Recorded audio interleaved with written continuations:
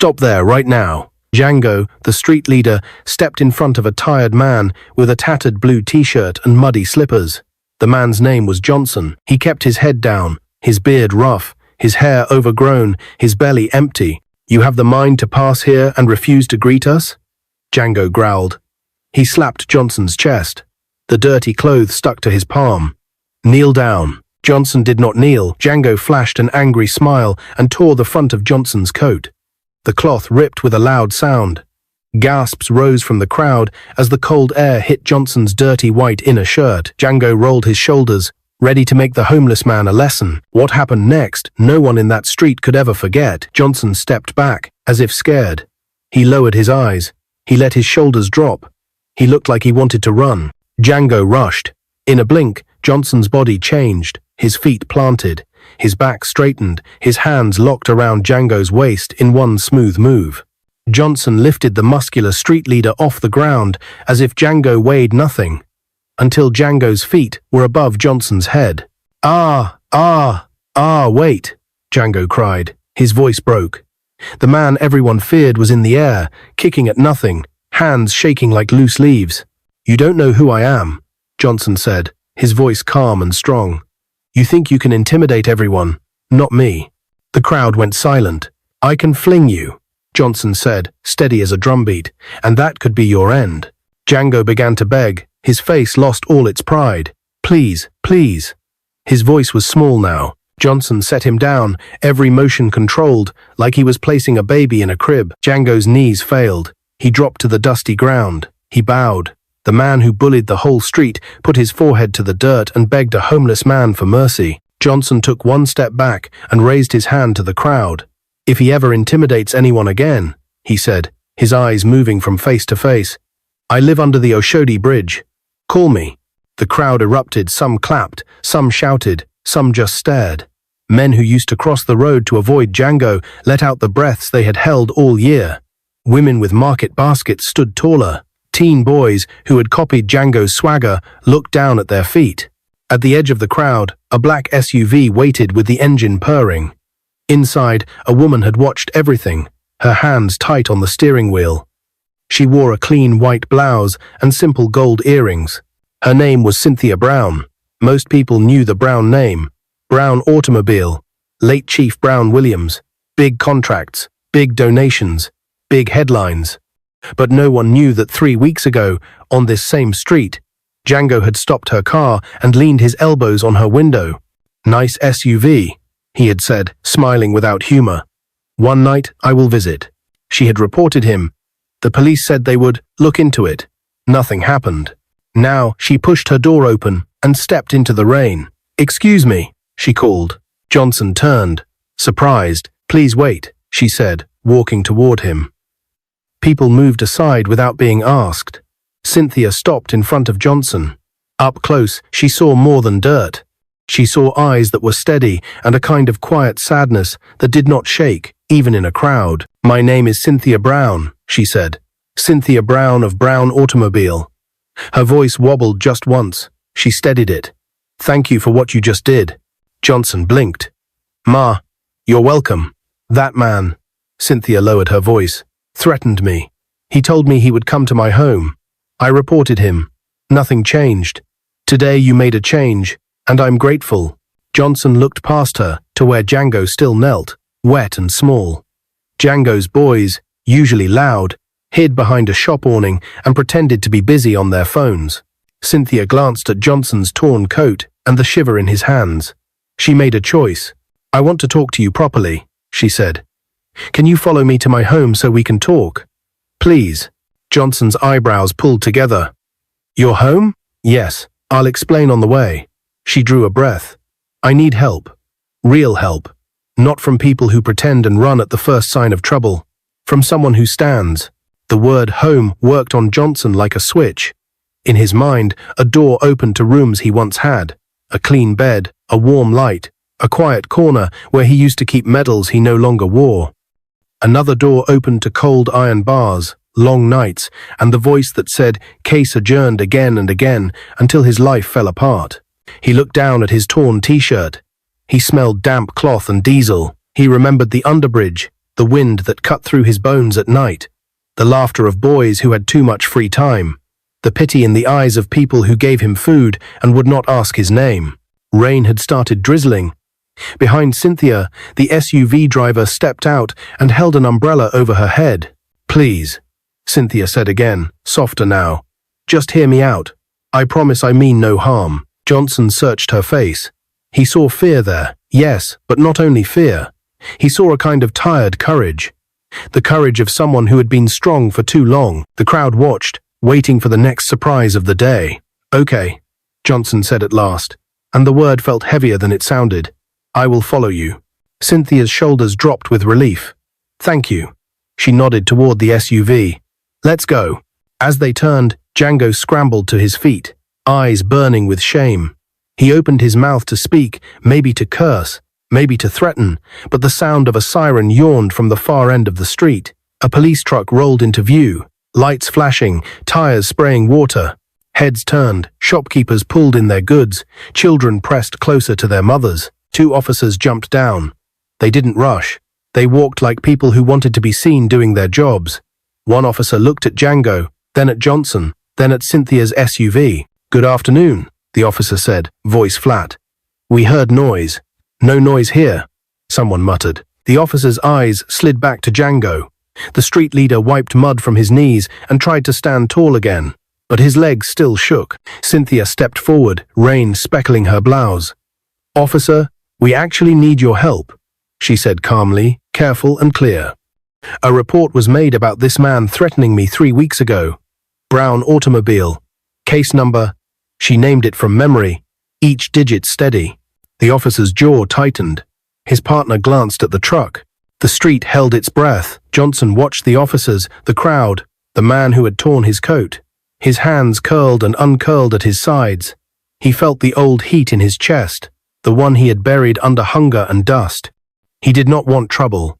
He did not want more police or more rooms with bars. He just wanted to leave this street with the little dignity he had left. "Sir," the first officer said to Johnson, "we'll need a statement." Cynthia looked at Johnson. The umbrella shook slightly in the driver's hand. Rain hit harder. The siren clicked off, but its echo hung in the air. Johnson's eyes moved to the SUV door that stood open like a promise. Then back to the officers, who could turn today into another long night. Then to Django, who stared at him with a strange mix of fear and something darker. "Ma," Johnson said to Cynthia, voice low, "if I enter that car, there is no going back for me." Cynthia nodded. "If you enter, there is no going back for me either." The officer cleared his throat. "We're waiting." Johnson lifted his chin, and then behind the police truck, 3 motorcycles swung onto the street, engines growling, helmets down, jackets black and shiny with rain. The lead rider pointed at the crowd, then at Johnson. The street froze. Johnson took one slow step forward. "Officer," he said, his voice calm as the first moment, before a storm breaks. "Decide fast." The motorcycles revved. The umbrella slipped. The rain was still falling when Johnson entered the black SUV. The leather seat under him felt strange, too soft after months of cold concrete. He sat stiffly, his torn coat clutched tight against his chest, as if afraid it might vanish if he let go. Cynthia gave a small smile. "Relax," she said gently. "You're safe here." The car pulled away from the noisy street, leaving behind the stunned faces of people who had just watched Django, the most feared man in the neighborhood, get lifted like a sack of yam by a homeless stranger. The wipers swept back and forth, slicing through the rain as they drove toward Ikoyi. Johnson looked out the window. Each street they passed grew cleaner, brighter. The smell of smoke and garbage faded into perfume and rain-soaked asphalt. His eyes flickered to the tall buildings and wide gates, signs of a world that used to be his. He swallowed hard. Cynthia noticed his silence. "You live under the Oshodi Bridge, right?" He nodded, still watching the road. "Do you have family there?" He shook his head. "No family anywhere." Something in the way he said it made her turn toward him. His voice carried a kind of quiet that sounded like loss too heavy for words. "I'm sorry," she said softly. He turned slightly, meeting her eyes for the first time. "You don't have to be sorry, Ma. Life is what it is." They drove in silence again. The hum of the engine filled the space between them. After a few minutes, Cynthia spoke. "You handled Django like Like a trained fighter. Who taught you that? Johnson hesitated. His fingers rubbed the torn edge of his sleeve. It's a long story. I've got time, she said. He looked at her, unsure whether to trust this woman who spoke with calm confidence but whose eyes hid a hint of fear. Before he could answer, the SUV slowed and stopped in front of a bright barbershop at Lekki, Phase 1. Let's get you cleaned up first, Cynthia said. Then we'll talk. Johnson blinked. You don't have to do this. I want to, she said. Please. Inside the shop, the barber stared in shock at Johnson's hair, wild, matted, and tangled. But he said nothing, just nodded respectfully when he saw Cynthia.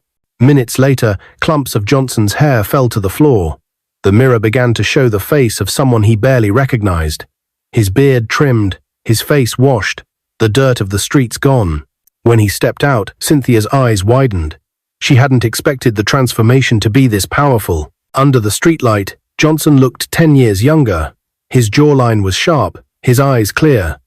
He wore a plain white t-shirt and new black trousers from the supermarket next door. For a moment, Cynthia forgot the rain, the noise, the fear. Her breath caught. You look different, she said quietly. Johnson smiled faintly. I haven't looked in a mirror in months. They continued their journey. As they entered her mansion compound, the security gates slid open, revealing a long driveway lined with glowing garden lights. The guards bowed slightly as the SUV passed.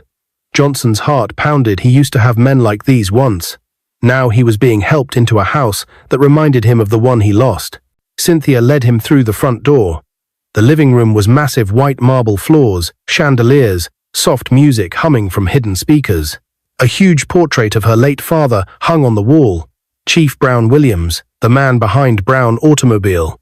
You can stay here, she said, pointing to a guest room down the hall. Get some rest. Food will be sent to you soon.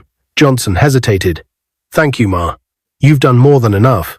You saved my life today, she said, smiling faintly.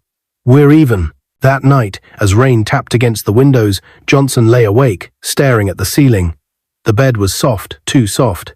He kept thinking of the street, of Django's shocked face, of Cynthia's calm courage, but mostly, he thought of the past. The next morning, sunlight poured into the mansion. Cynthia called him into her study, a cozy room lined with books and framed photos. She motioned for him to sit. I couldn't sleep, she said. I kept thinking about you. Johnson smiled politely. I didn't sleep much either. Tell me, she said, leaning forward. Who are you really, Johnson? He sighed. You really want to know? Yes.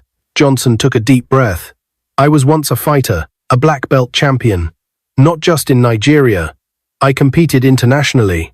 People used to know my name. Cynthia's eyes widened. What happened? Jealousy, he said simply. People I trusted set me up. One morning, I woke up to find a dead man in front of my house. I didn't even touch him. Before I could call anyone, police came. They said I killed him. I spent years in prison, sold everything to prove my innocence. When I got out, he paused, his voice breaking slightly. My parents were gone. My friends disappeared. My house, my cars, all gone. I had nothing left. Silence filled the room. Cynthia's eyes glistened. I'm so sorry, she whispered. He gave a small smile. It's all right. Life moves on. No, she said firmly. You don't deserve to be on the streets. Not after everything. He looked down. Sometimes, life doesn't give second chances. Cynthia stood and walked to the window. Then maybe I can help change that. She turned back to him. Johnson, I want you to work for me. Be my chief security officer. You'll handle both my company and this house. Johnson's eyes widened. Ma, that's too much. I can't. Yes, you can, she interrupted softly. You're strong, disciplined, and I trust you. I haven't trusted anyone in years. He tried to protest, but she lifted her hand. Please, say yes. Johnson's chest tightened. The words felt strange in his mouth, but they came anyway. Yes, Ma. Cynthia smiled, a real, unguarded smile. Good. Welcome home. As Johnson left the study, the same driver who had brought him in whispered to a maid, Madam, never trusts anyone that quick. The maid replied, Maybe this man is different. Outside, a black car parked quietly across the street. Inside sat Django, a bruise still purple on his face. He watched the mansion gates close and whispered under his breath, "We'll see who wins next time." And somewhere in the shadows of Lagos, a new storm began to rise. Morning sunlight spilled across the front steps of Cynthia's mansion as two security guards stood at attention. For the first time in months, the compound was quiet. No unwanted visitors, no threats, no sleepless nights for Cynthia. Johnson adjusted his black security jacket and clipped his new ID card to his chest. It read in bold letters, "Chief Security Officer Brown Automobile." He ran his hand across the shiny card. His fingers trembled slightly. A few months ago, he was sleeping under the Oshodi Bridge, counting the days by the sound of passing buses. Now, he was walking through the polished marble hallways of a billionaire's mansion. Cynthia watched from the balcony above, a faint smile on her face. She couldn't explain it. Something about Johnson's calm strength made her feel safer than all the bodyguards she had ever hired. By afternoon, Johnson was already in full control of the mansion's security. He inspected the CCTV feeds, tested the alarm systems, and even trained the guards on discipline and response. His tone was calm, firm, and confident, a leader's voice. "Never let fear control your eyes," he told them. "A guard who blinks first loses everything." The younger guards listened with deep respect. Word spread fast among the staff. Madam's new chief was no ordinary man. That same evening, Cynthia returned from a company board meeting. She found Johnson waiting by the gate. "How was your day, Ma?" he asked politely. She smiled. "Tiring, but I feel safer coming home now." Johnson bowed slightly. "That's my job." "Not just your job," she replied. "It's who you are." Her words lingered in his heart long after she had gone inside. But while peace filled the mansion, danger brewed beyond its walls. Django hadn't forgotten his humiliation. The memory of being lifted above the crowd still burned like fire. His boys mocked him behind his back, calling him the flying street leader. He gathered them one night at a beer joint near Oshodi. His face was hard, his voice cold. "That man, the one who embarrassed me," Django said, tapping the table. "He's working for that woman now, the same rich woman who called the police on me." The others shifted uneasily. "Django, forget him," one muttered. "You saw what he did. The man lifted you like a bag of rice." The others chuckled nervously, but the laughter died when Django slammed his fist on the table. "Never again," he shouted. "Nobody makes me kneel and walks free." He leaned back, breathing hard. "If he wants to protect her, then we'll attack where it hurts most, her company." A cruel grin crossed his face.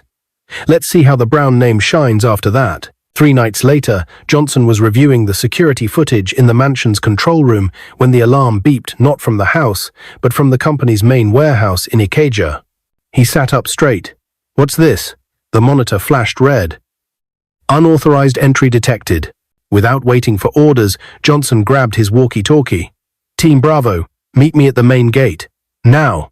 Within minutes, 2 black SUVs rolled out of the mansion, cutting through the quiet streets toward the warehouse. When they arrived, the front gate was wide open. The guards on duty were nowhere to be found. Johnson stepped out, scanning the shadows.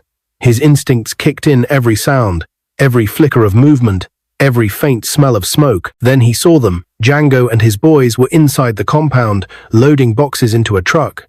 "Stop right there," Johnson's voice thundered. The men froze. Django turned slowly, smirking. "So the street beggar wears a uniform now. Leave now while you can," Johnson warned. Django laughed, pulling out a metal rod. "No crowd to cheer for you tonight, champion." Johnson said nothing. His stance shifted slightly, left foot behind right. Weight balanced, shoulders loose. It was the posture of a trained fighter. Django swung first, Johnson ducked. The rod missed his head by inches. In a fluid motion, he grabbed Django's wrist, twisted it sharply, and sent the weapon clattering to the floor. The others rushed in. Johnson moved like lightning, a kick to the chest, a punch to the jaw, an elbow strike to the ribs.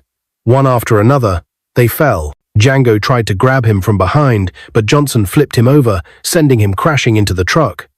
The sound echoed through the night. "Still want to play leader?" Johnson said, standing over him. Django groaned, clutching his side. His eyes darted toward the exit. The man he had once bullied was now the one he feared. "Get out," Johnson said.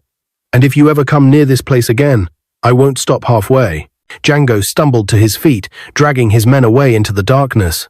Johnson exhaled slowly, then turned to his guards. Call the police, and tell them the street leader has found his match. When Johnson returned to the mansion near dawn, Cynthia was waiting in her robe, worry written across her face. What happened?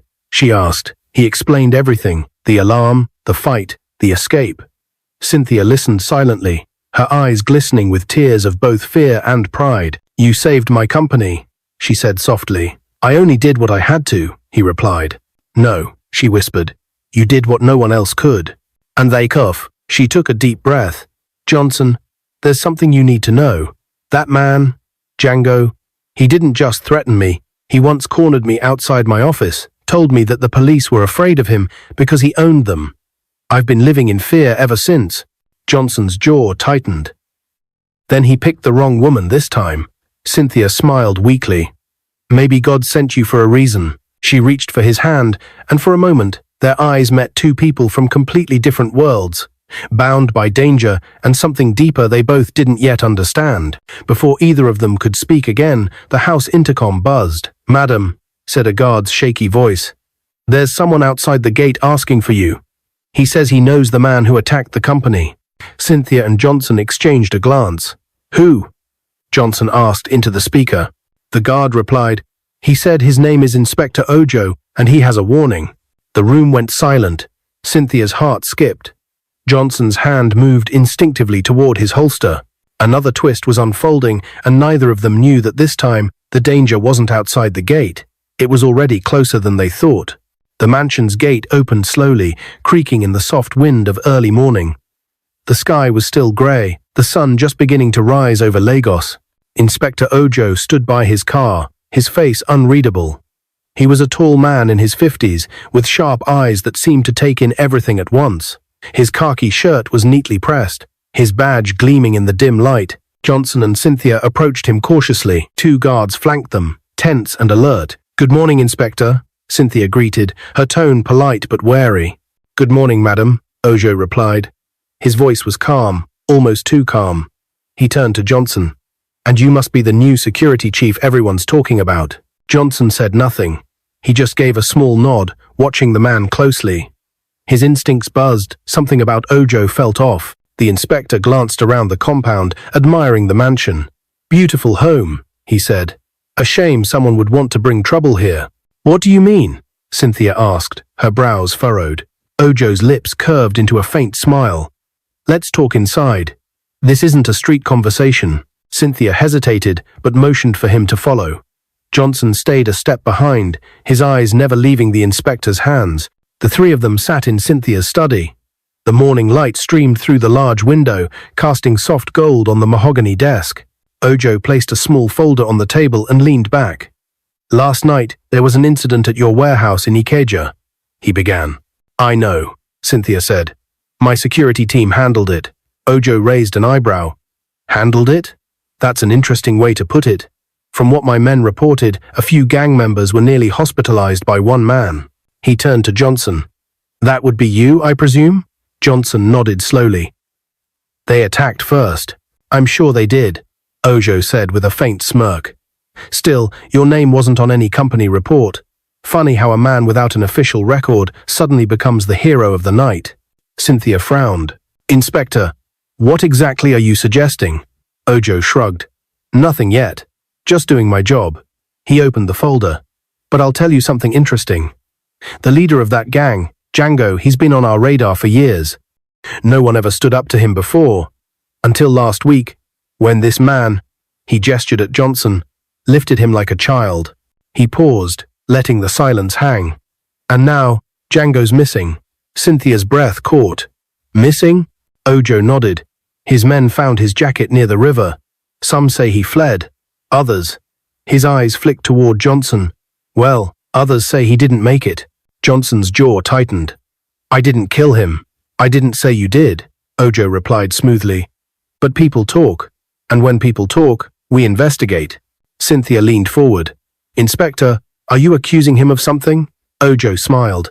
I'm not accusing, I'm warning. Whoever fought those men last night has made enemies dangerous ones. Django may be gone, but his brother isn't. And he's worse. Johnson's eyes narrowed. Brother?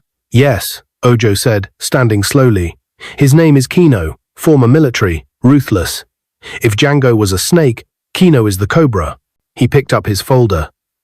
Be careful, both of you, especially you, Chief. He looked Johnson dead in the eye. The streets talk fast. Kino knows your name now. With that, he walked out, leaving the air heavy with unease. After Ojo left, Cynthia turned to Johnson. Do you think he's telling the truth? Yes, Johnson said quietly. Every word. He walked to the window, looking out at the tall gate that now felt too thin to stop danger. If Django's brother is coming, he won't come to talk. Cynthia wrapped her arms around herself. Johnson, I can't go through this again. I've lived half my life afraid. He turned toward her, his voice steady. You won't be afraid anymore. Not while I'm here. Cynthia met his gaze, tears forming in her eyes. You always sound so sure. Because I've already lost everything, he said softly. When you've lived through that, fear doesn't control you anymore. She looked at him for a long time. Then, almost without thinking, she reached out and placed her hand on his arm.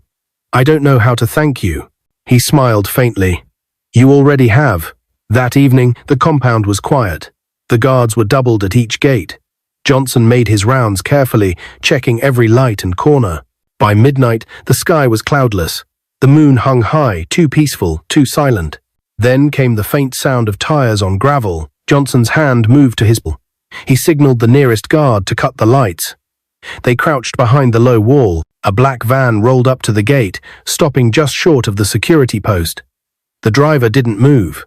Who goes there? One guard called out. No response. Johnson motioned with 2 fingers, stay low. He approached the van slowly, his steps soundless. His instincts told him everything was wrong. When he was 10 feet away, the driver's door opened slightly. Then there was a loud sound. A flash of fire lit the night as a small explosive shattered the air. The guards dove for cover, shouting. The blast ripped through the gate, throwing dust and debris everywhere. Johnson rolled to the ground, ears ringing. The van door flew open, and 3 masked men jumped out, armed with pipes and machetes. Spread out, Johnson shouted. The fight was fast and brutal. Johnson disarmed the first man with a spinning kick, then blocked a machete swing with his forearm and countered with a punch that sent the attacker crashing into the wall. The third man lunged forward, blade gleaming in the moonlight. Johnson ducked, grabbed his arm, and flipped him over his shoulder. Cynthia, awakened by the noise, ran to the balcony. Johnson, she screamed. Get inside, he yelled back, still fighting. More men poured through the broken gate. The night turned into chaos. But Johnson fought like a man, possessed, every move precise, every strike controlled. When it was over, 5 men lay groaning on the ground. The rest fled into the darkness, dragging their wounded with them. Johnson stood, chest heaving, his face streaked with sweat and dust. Cynthia rushed out with 2 guards and froze at the sight, her mansion's gate blown open. And Johnson standing in the middle of it, a shadow of strength in the moonlight. Are you hurt? She cried. He shook his head. I'm fine. But who were they? Johnson looked toward the road, his voice low and cold. They came for a warning. Next time, they'll come for revenge. Cynthia's heart pounded. Johnson, what do we do now? He turned to her slowly. His eyes, calm but burning with resolve, met hers. Now, he said, we prepare for war. That night, Cynthia couldn't sleep. From her window, she could see Johnson outside, sitting by the broken gate. He wasn't just guarding the house, he was guarding her. And as the wind blew gently through the compound, one thought echoed in her heart. The man the streets mocked was the same man who now stood between her and danger. She didn't know what tomorrow would bring, or how deep this battle would go. But one thing was certain, her life would never be the same again. The next morning, the mansion looked like a war zone. The front gate was shattered, the driveway scattered with metal fragments and footprints from the midnight attack. Cynthia stood at the balcony in a white robe, staring down at Johnson and the guards as they worked to rebuild what the explosion had destroyed. Her heart was still heavy from fear, but underneath the fear was something else, trust. For the first time in her life, she wasn't afraid because of the man protecting her. Madam? One of the guards said, looking up. Should we report to the police? Cynthia hesitated. The image of Inspector Ojo flashed in her mind, his calm smile, his strange tone. Something about that man didn't sit right with her. "No," she said firmly. "Not yet. We'll handle this quietly." Johnson looked up at her and nodded. "You're right. Whoever attacked last night knew the police would come late. Maybe they even counted on it." He walked closer, his face still calm, but his voice heavy with purpose. "We'll fix the gate, double the guards, and I'll personally train everyone on how to respond if they return." Cynthia watched him for a long moment. "Johnson," she said softly, "why do you still fight? After everything you've been through, after all you lost, why not walk away?" He smiled faintly. "Because walking away was what destroyed me before. I let them take everything once, my name, my home, my pride. I won't let that happen again. Not to you." Cynthia's throat tightened. "You've done more than anyone I've ever hired." "It's not about the job anymore," he said simply. "It's about what's right." That evening, Johnson received a call. A deep voice came through the line. "Chief," it said, "we found something at the old brown automobile warehouse, a note. It's addressed to you." Johnson frowned. "Read it." "No, sir," the guard said nervously. "You should see it yourself." Cynthia overheard and stepped closer. "What's happening?" "It might be another setup," Johnson said. "I need to check." "I'm coming with you," she said firmly. He tried to argue, but she shook her head. "This is my company.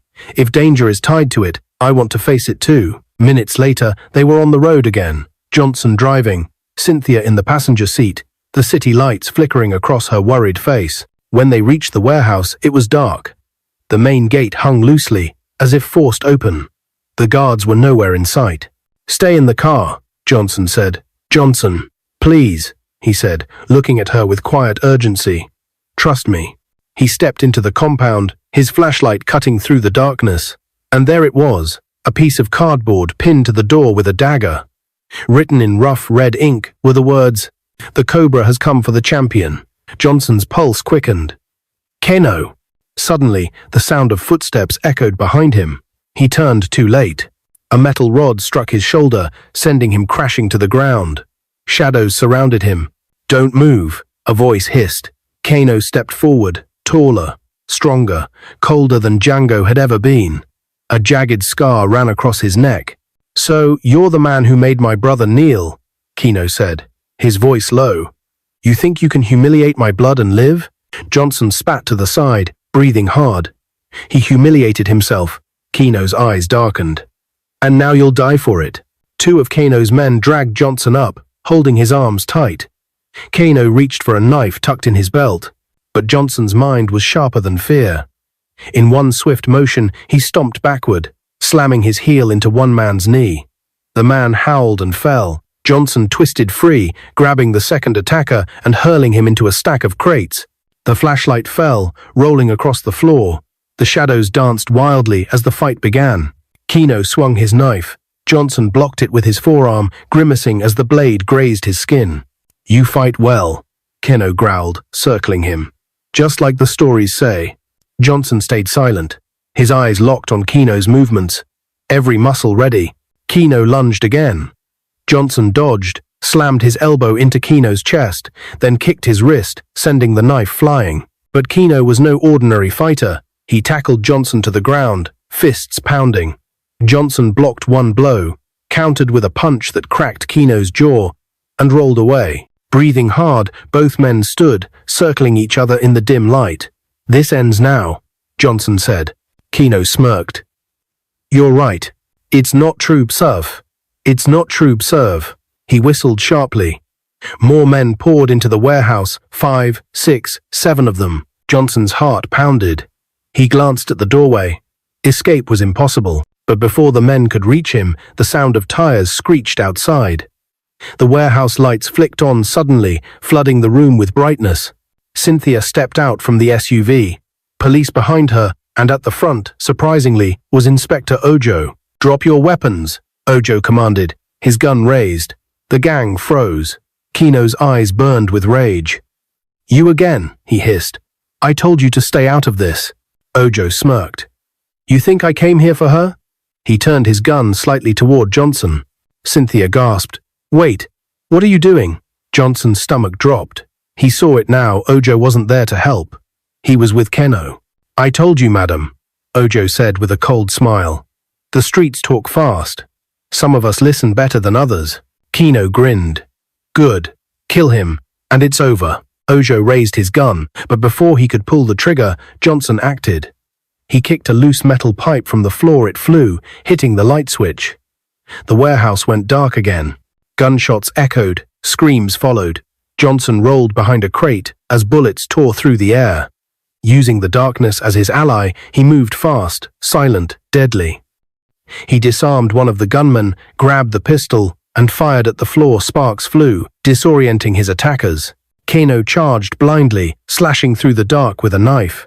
Johnson caught his arm mid-swing and twisted, slamming him into a steel pillar. The knife clattered to the floor. Ojo tried to run, but Cynthia, trembling, grabbed a fire extinguisher and struck him from behind. The impact knocked him down. When the lights flickered back on, Johnson stood over Keno, breathing hard, gun steady in his hand. "Enough," he said quietly. "This ends here."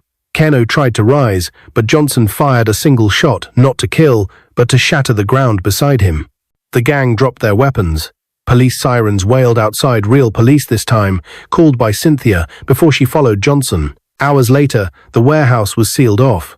Ojo and Keno were handcuffed, dragged into police trucks under heavy guard. Cynthia and Johnson stood outside, the night finally calm again. "You saved my life," she whispered. He turned to her, his face soft but tired. "No, Ma, you saved mine too." They both smiled faintly, the kind of smile born from surviving together. The morning after the warehouse fight, the compound was quiet. For the first time in weeks, Cynthia could breathe.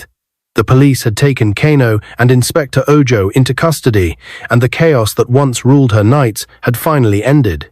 She stood by her bedroom window, watching Johnson from above as he trained the guards in the courtyard. His movements were calm, strong, graceful, the same way he had fought to protect her life. But it wasn't just his strength that moved her. It was the gentleness in his eyes afterward, the way he never bragged, never took credit, never spoke of what he had lost. That morning, something inside Cynthia shifted. For the first time, she saw him not as her protector, but as a man she needed to know beyond duty. Over the next few months, their bond deepened quietly. Cynthia found excuses to spend time in the garden whenever he was inspecting the gates.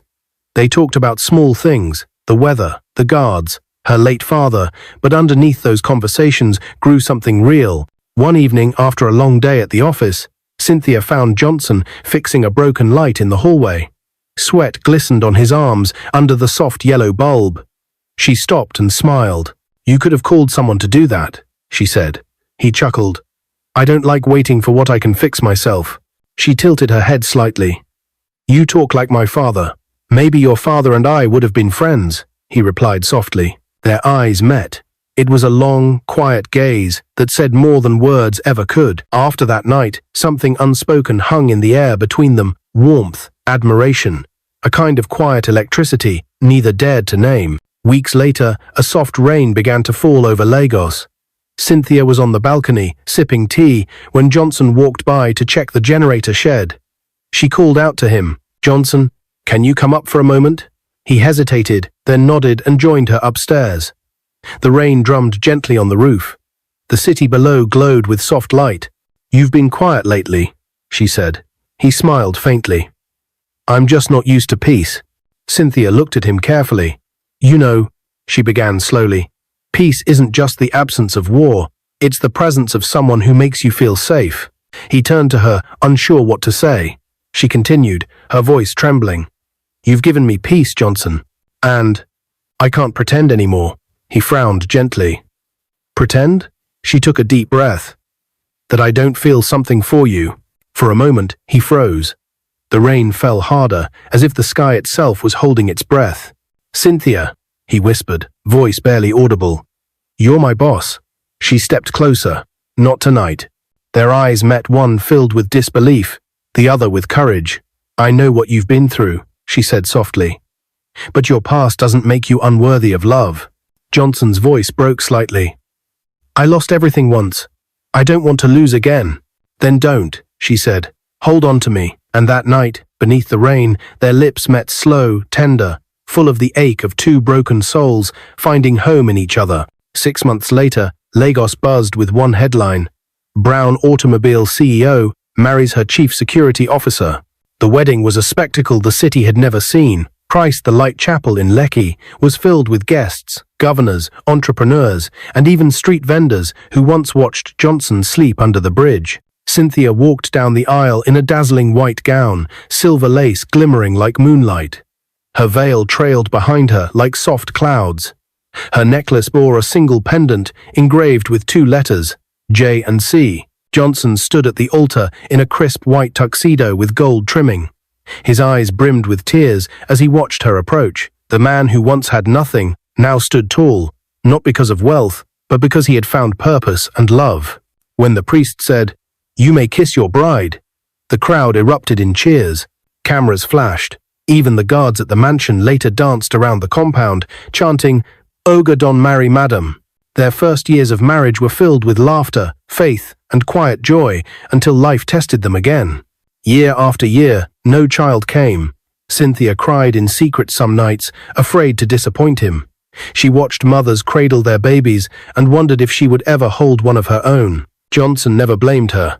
He would hold her hand and whisper, "We already have something most people pray for, love that doesn't break." Still, the ache lingered. Doctors said everything looked fine. They prayed, waited, and hoped. Then, on the 5th year of their marriage, a miracle. Cynthia woke one morning, weak and dizzy. Johnson rushed her to the hospital. Hours later, the doctor smiled and said, "Congratulations, Mr. and Mrs. Johnson. You're going to be parents." Tears filled their eyes. Cynthia covered her mouth, trembling. Johnson fell to his knees beside her bed, his hands shaking as he whispered, "Thank you, God." After all this time, 9 months later, under the warm glow of a hospital light, 2 cries filled the room. Twin girls. Cynthia held the first baby, her eyes glistening. "She looks like you," she whispered. Johnson cradled the second, his tears falling freely. "No," he said softly. "They both look like hope." They named them Mimi and Mara, symbols of mercy and miracle. When they brought the twins home, the entire staff celebrated. The same mansion that once echoed with silence now rang with laughter, baby cries, and love. At night, Johnson would stand at the nursery door. Watching Cynthia rock the girls to sleep, she would look up at him and smile, whispering, "Can you believe? This is our life now?" And he would reply, "From the bridge to this home, grace brought me here." 5 years after that stormy night on the street, the story had come full circle. The same man, once mocked and beaten for being homeless, now played with his daughters on the same kind of street where his pain began, but this time with joy in his heart and family by his side. Cynthia would often tell people, "Sometimes God hides kings in rags just to see who will see their worth before the world does." And Johnson? He would smile and say quietly, "Kindness brought me to love, and love gave me back my life." As the sun set behind their mansion, Mimi and Mara ran across the garden, their laughter echoing like music through the air. Cynthia leaned her head on Johnson's shoulder. "Do you ever think about that day he tore your coat?" she asked, smiling. Johnson chuckled softly. "Every day. That was the day God began to stitch my life back together." And as the evening breeze carried the sound of their children's laughter, the man once forgotten by the world finally knew what it meant to be home. What is your view about this story? Where are you watching from? If you enjoyed this story, comment, share, and subscribe to our channel for more interesting stories.